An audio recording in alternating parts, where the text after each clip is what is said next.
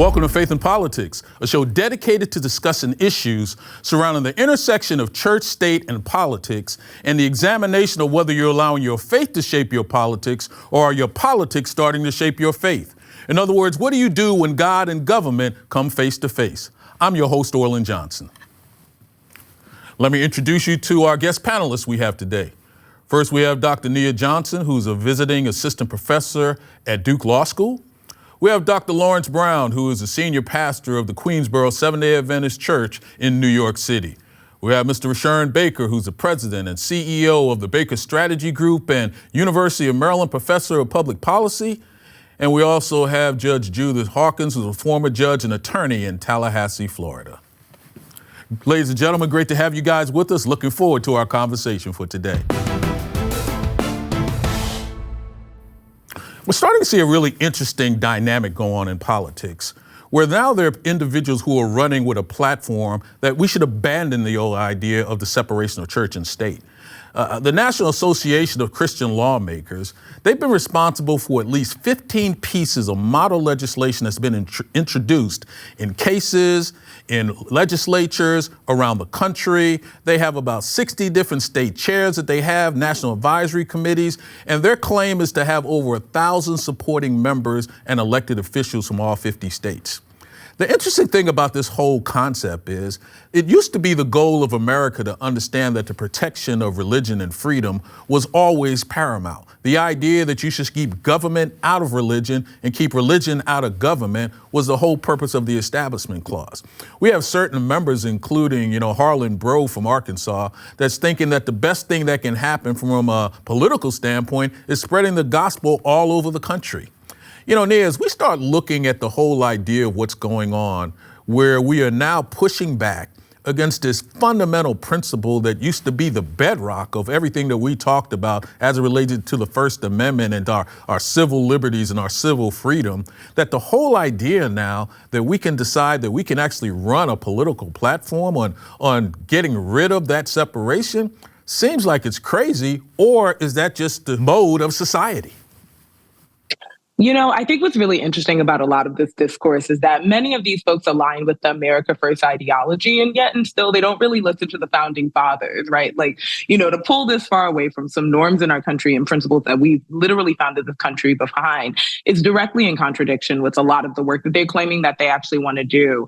And I think the other issue that we're seeing here is that, and some of this may actually be on, broader religious structures, and that religious structures have served as a euphemism for setting norms in society. And so as we lived in a moment where we're seeing a lot of norms change, we're seeing a lot of inclusion, we're seeing people included in the polity, right? We saw that during the Reconstruction Amendment. When we see people being included in tax benefits like marriage, where we see queer folks being invited in with Obergefell v. Hodges, you're starting to see a fair amount of panic, if you will, around the idea that other people's ideas and values can be folded into society. And so they're going back to an age-old trick that churches have historically used to serve as saying that churches are supposed to create norms, they're supposed to create ideologies. And so the only way that we can make sure our society does not change is to just go back to churches and kind of forcing people back into those spaces. But we should also be mindful that that's actually not what religious institutions are for.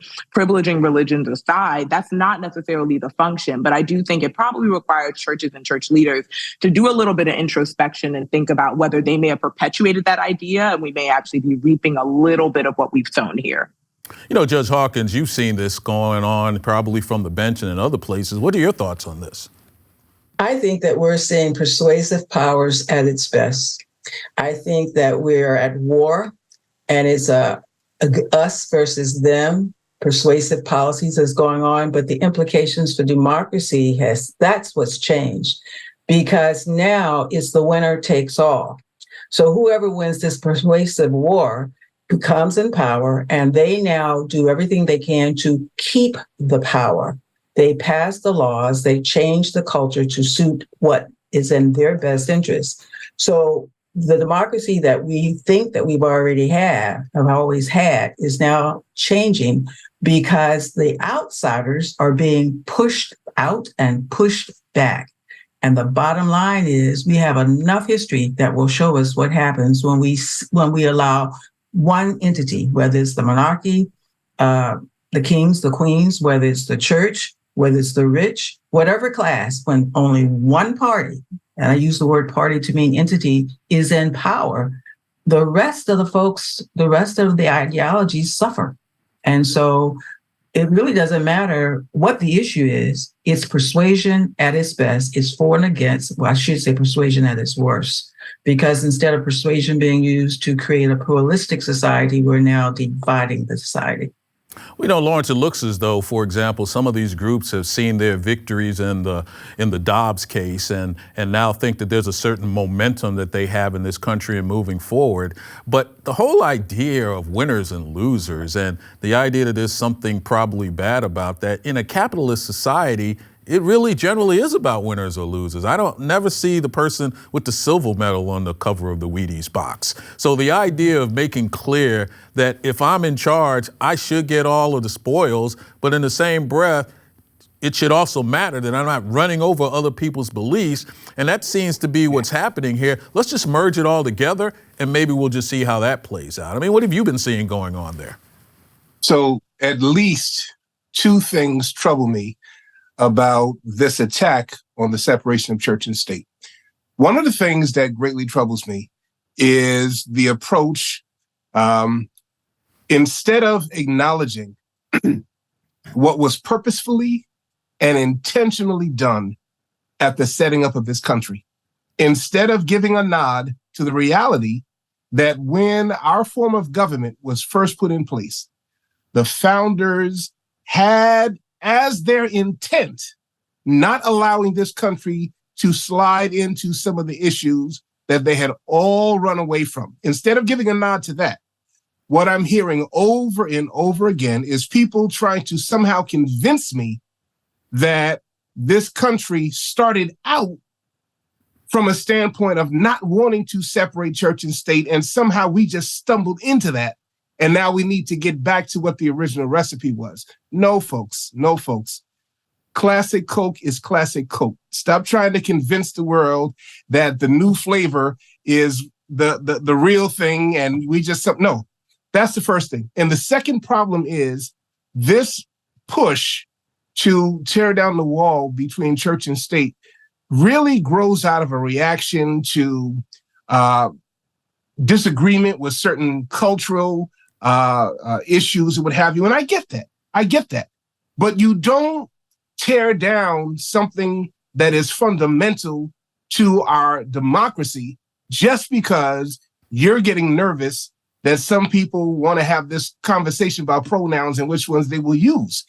The two issues, you don't attack something that's fundamental just because there are all these things happening in the society that make you nervous. There's a reason why church and state are separated. And history tells the clear story about what happens when that divide is not honored.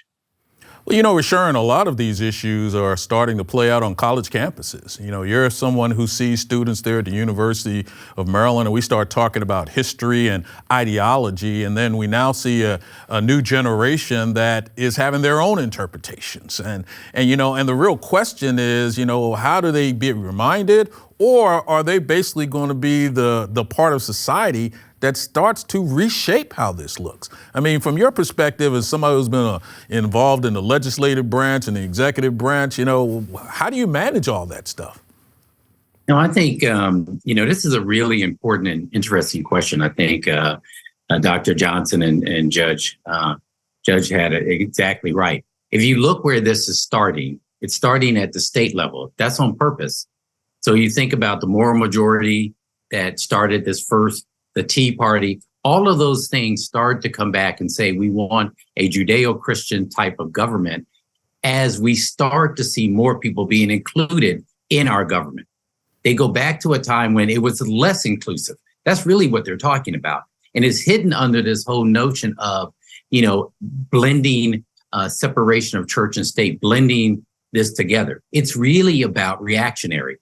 So whether it's at the school board level you see in Virginia, whether it's at the state level where they're willing to accept someone like a Donald Trump, even if his faith is not pure, simply because he professes the type of government that they want. And I think on the college campus, you get the opposite side. What is some of the younger people are saying, well, wow, we want less.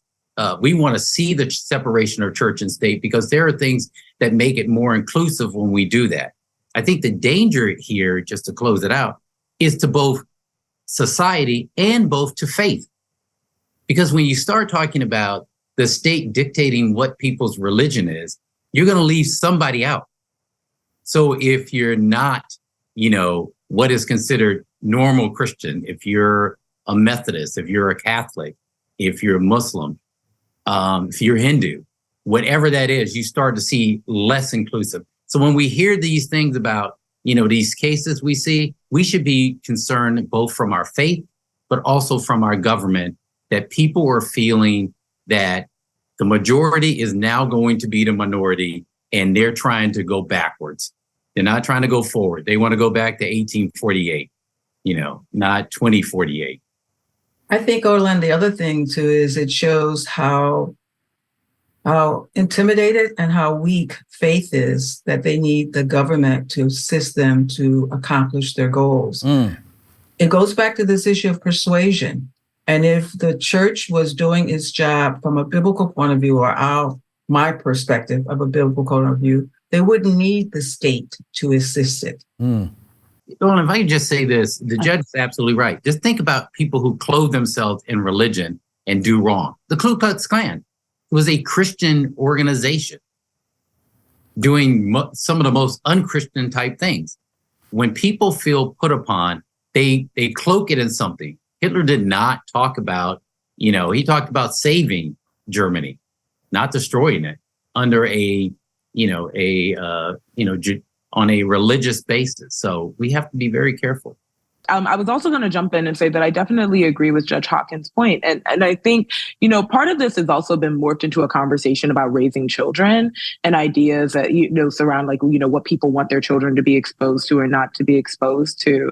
But at the end of the day, a lot of this is centered around the values that you instill. The government is not responsible for setting all of your household values. And I think that's also something that's been conflated, due to the internet and the rise of the information age and folks being able to be exposed to information. And so we are seeing moral panic, but it's important to note that every time throughout history, especially American history, where we've seen a panic or seen a backlash, it's usually the most marginalized people that end up thrown under the bus, right? Or the people who are considered deviant or the people who are considered to be outsiders. And so we have to also be mindful of the collateral damage. Even if you are somebody who supports some of these ideologies, is it worth throwing the least of these, the most marginalized folks under the bus so that way you can feel like society mimics your ideas?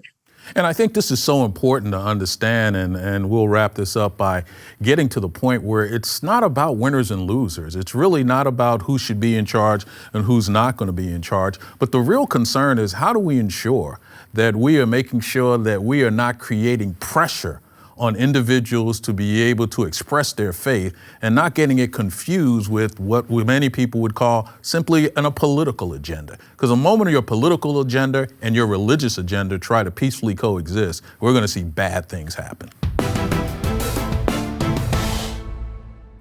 A case, Crisitello versus St. Theresa School, had a really interesting situation where St. Theresa School is a Catholic institution in Kenilworth, New Jersey. They have a ministry that's being led by really the Archdiocese of Newark. It's been an operation that's been around for quite some time. And one of the things that they have is all staff have to sign an agreement to uphold the teachings of the Catholic Church in both their professional and private lives, and serving as an example of the faith to both students and the community alike. Back probably about a few years ago, we had a teacher who voluntarily came and told the institution that she had created a lifestyle that turned out to be a violation of her contract. Came in and decided that she was going to make them aware of it. As a result, St. Theresa decided not to offer her a new contract for the following year. Soon after, we found out that this teacher decided that she was going to sue the school, alleging discrimination. This case has been going on, believe it or not, for over 9 years, and it finally looks like it's getting ready to go to one of the highest levels in the state of New Jersey. Judge Hawkins, when I hear these type of matters, and when you think about the standpoint that schools and other religious organizations, for lack of a better term, have really been given the power to discriminate as it relates to their religious beliefs, and therefore, almost in my opinion, have a higher responsibility to ensure that they're not taking advantage of it in certain areas where maybe the law cannot touch them. When you see a case and hear this particular type of case, what's your thought process on it? And do we have a situation where this teacher must clearly just not understand what the contract said, or the mere fact that she actually admitted a violation should be enough of a reason for her to never get a contract again? I'm just chuckling because let's go back and put these facts in a nutshell. Okay. The Catholic school fired an unmarried pregnant teacher. Mm-hmm. The teacher said that she was discriminated against because of her status, and that was illegal under the New Jersey law, labor and discrimination law. Now, that fact pattern matters because she was unmarried and pregnant. And those two conditions are clearly against the ethics code of the school. So the bottom line is that the law specifically permits religious entities to follow the tenets of their faith in hiring and firing.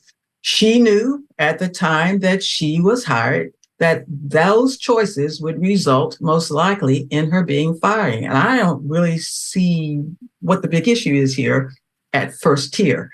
It reminds me of preemptive strikes in the jury selection, where the attorneys are questioning potential jurors, and they just don't want that person on the panel, and they have to come up with an acceptable reason.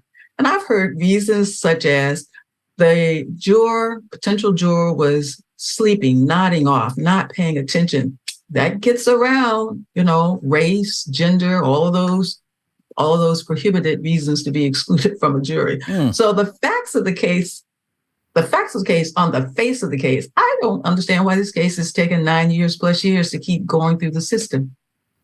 Well, Lawrence, as somebody who I know, you were one of those individuals who got a great grade in contracts when you were in law school.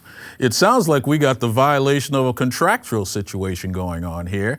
And if you violate a contract, should you ever be given an opportunity to cure? Should you be given an opportunity to be reevaluated based on these set of circumstances? Or the mere fact that a violation has taken place and the school has utilized its quote unquote prerogative, maybe not to offer you another contract, does that pose any issues in any way that we need to take into consideration?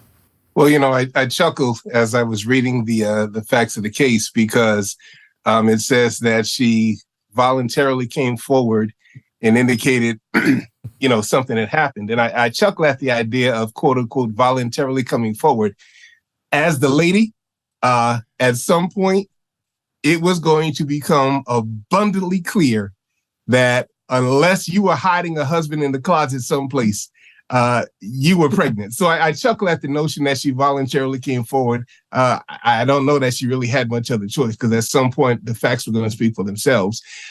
But I think, and the judge asked a question, I think one of the reasons why this has probably dragged on as long as it has is because, yes, on its face, let's face it, we know how the church feels about certain things. And, as you said, this is clearly a fact pattern that runs afoul of its teachings.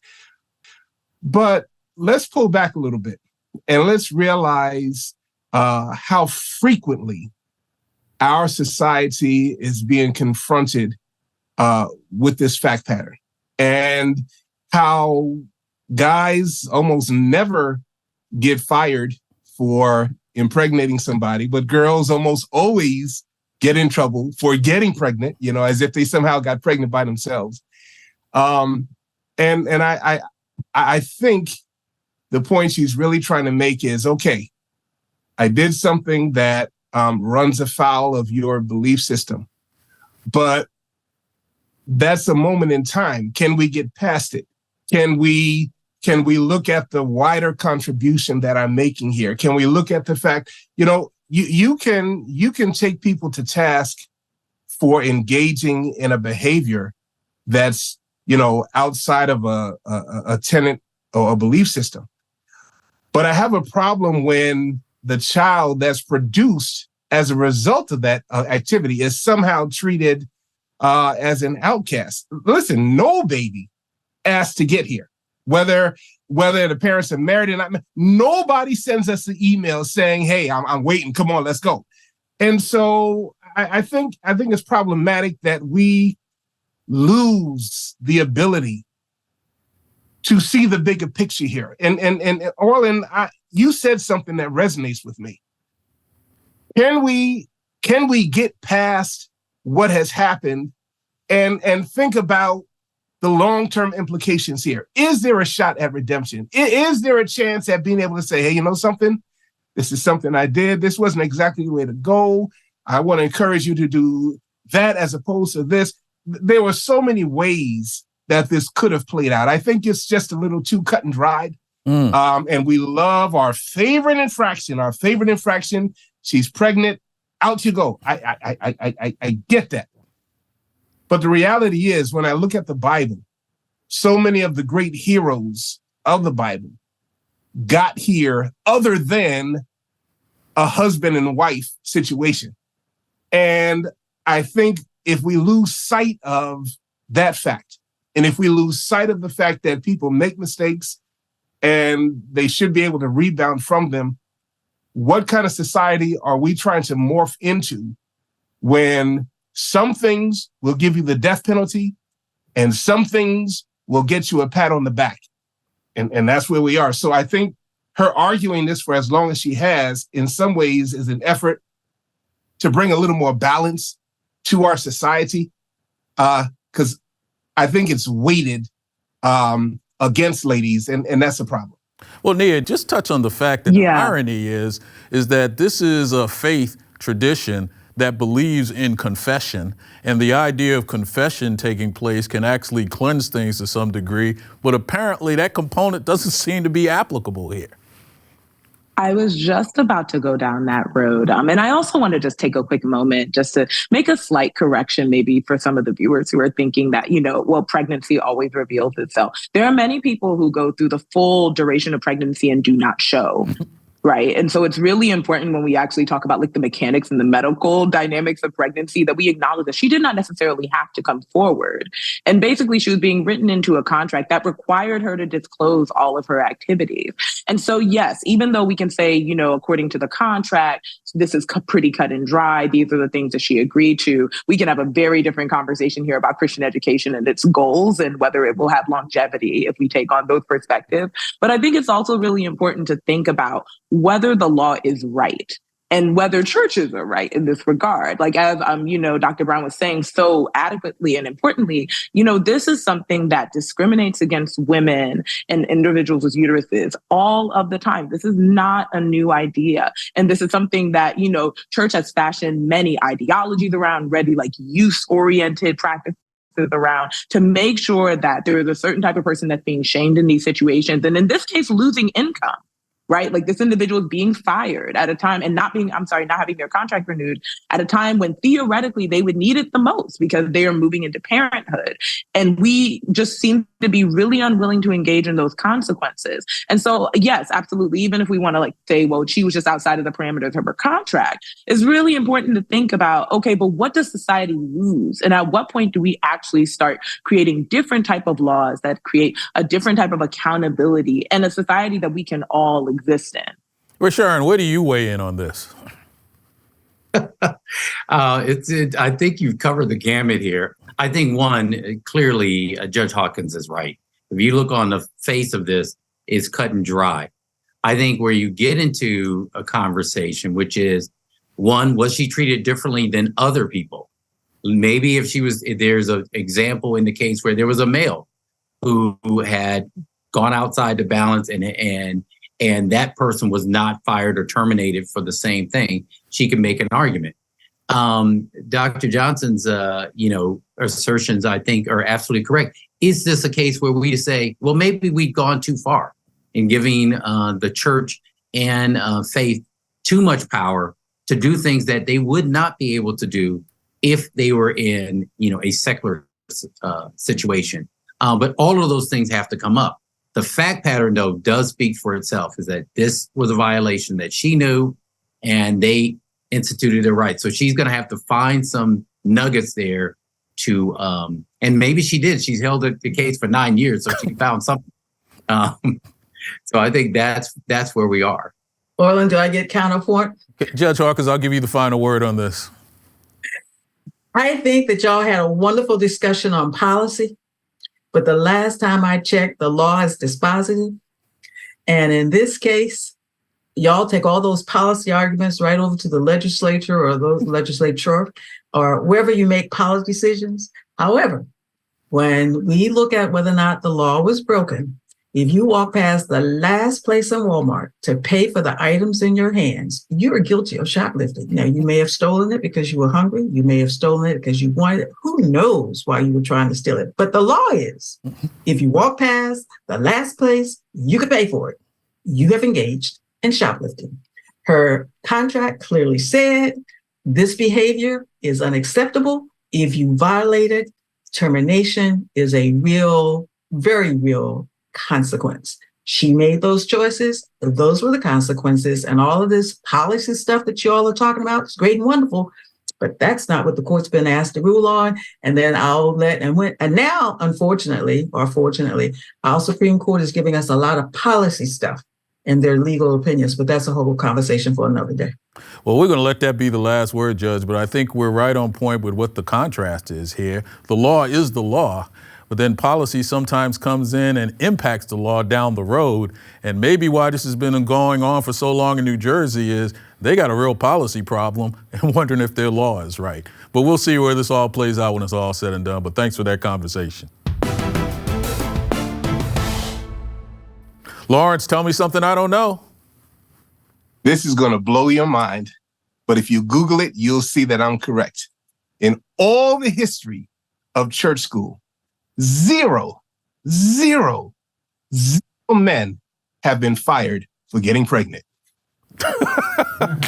Nia, tell me something I don't know. So since we're having a lot of discourse today around pregnancy, one of the myths that seem to be floating around in the midst of this electoral season is that to support abortion means that you're supporting abortion up until the day of pregnancy. Not only is that a myth, which is not necessarily true, many people actually just stand on the side of abortion at the beginning of the second trimester. It's also important to note that when we pass on those ideologies, we actually spread a lot of harm to people who may need to take a terminative drug on their pregnancy due to miscarriage in the third trimester. So no, supporting abortion does not mean that you support it to the end of pregnancy, and we should be mindful of how we talk about these things. Wow, Rashawn, tell me something I don't know.